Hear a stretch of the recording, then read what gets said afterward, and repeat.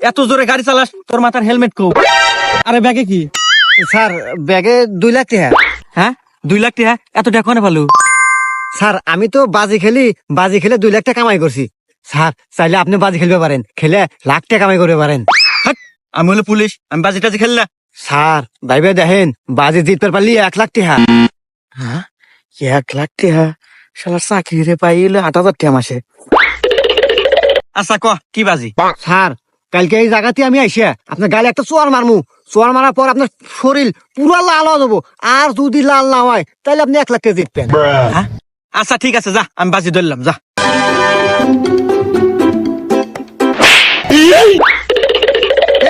আমার কাউ নালা নাই, দে দে 1 লাখ টাকা দে দে।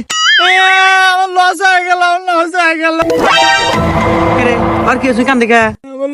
আরে স্যার ও হাতে তো বাজি ধরছি যে যদি পুলিশ অফিসারের গালে যদি চোয়ার মারে পারি তাহলে আমাকে 2 লাখ টাকা দিব। এখন মনে করেন যে 1 লাখ আপনার 1 লাখ আমার।